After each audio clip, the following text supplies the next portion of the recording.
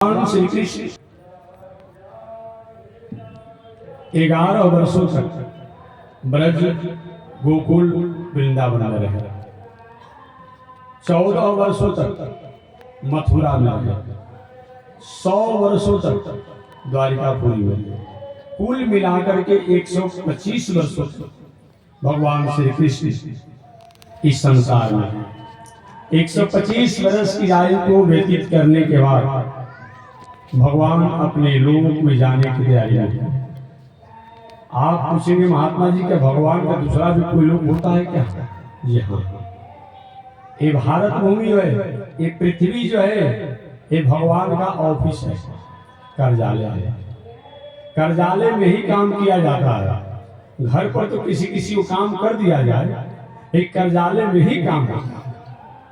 आपने देखा होगा कोई भी सरकारी कर्मचारी होते हैं, अधिक से अधिक काम कार्यालय में करते हैं। किसी का काम घर पर भी कर दिया जाता है, लेकिन प्रायः घर पर भी किया जाएगा तो कार्यालय का ही उसको दस्तखत और कार्यालय का ही समय दिया जाएगा। ये भारत भूमि है, ये पृथ्वी जो है ये भगवान का कार्यालय है, ऑफिस है। कभी कभी हमारे आपके मन में प्रश्न होगा, क्या भगवान अपने धाम अपने लोक से रह करके ये दुष्टों का संहार नहीं कर सकते, धर्म की स्थापना नहीं कर सकते? हो सकता था, कोई बड़ी बात नहीं है। राष्ट्राध्यक्ष का हर अपराधियों आतंकवादियों से संग्राम करने थोड़े आता है।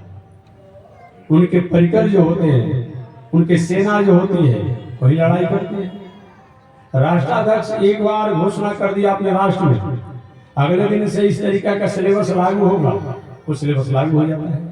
और भगवान को यहाँ आकर के धर्म की स्थापना करनी पड़ती है, थोड़ी सी अजीब सी बात लगती है। आखिर भगवान इस संसार में आते क्यों हैं?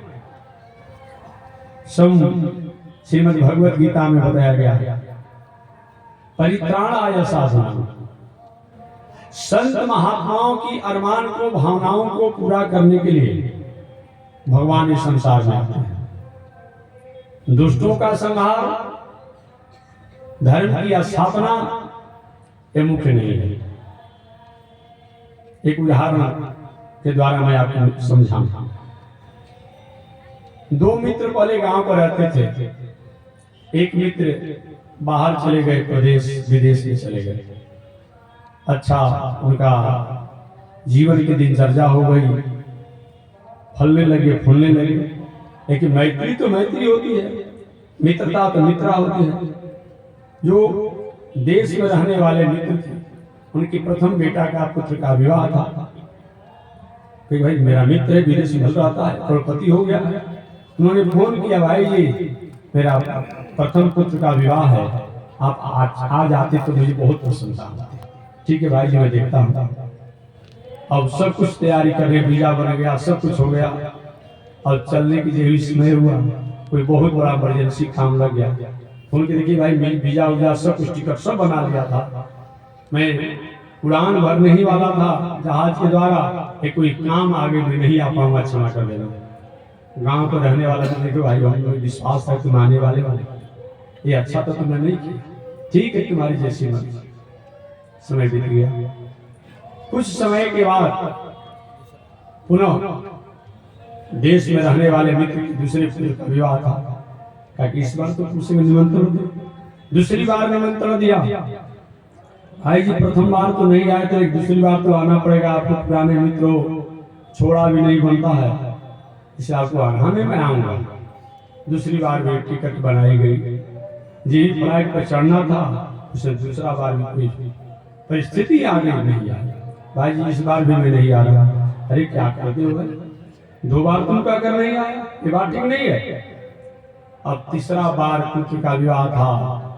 कड़े शब्द में, देखो इस बार आना हो तो आना, नहीं तो मित्रता में कुटी। विदेश में रहने वाला मित्र ने अपने सारी कामों को छोड़ करके और अपने मित्र के पुत्र के विवाह में आया। विवाह में सम्मिलित हुआ। उसको याद आई कि मेरा पैतृक घर जो है, पैतृक जन्मभूमि जो है, बहुत दिन गए हो गया है, चलकर देखा जाए। अब वो जब पैतृक अपनी जन्मभूमि पर आया तो देखा कि घर द्वार दलान आंगन में बबूर रीढ़ एक कांट उगे हुए हैं, मूस के और अनेक जीव जंतुओं ने बीन कर दिया है घर में। अब क्या किया, पूरे रीढ़ को, बबूर को, फूस को, कास को कबार करके घर को साफ कर दिया। जितने भी छीद से बिल थे, मूस के, सांप के, सब कुछ ने भर दिया, डेंटिंग पेंटिंग कर दिया और पुनः चला गया। वो मित्र आया था अपने मित्र के पुत्र के विवाह में, और जब आ गया तो अपने घर की सफाई भी कर दिया और डेंटिंग पेंटिंग भी कर दिया। वही हाल भगवान के लिए है। भगवान सही में आते हैं अपने भक्तों को उद्धार करने के लिए, लेकिन जब आ जाते हैं तो रावण जैसे, कंस जैसे, कुंभकर्ण जैसे, हिरण्याक्ष जैसे लोग इस जगत में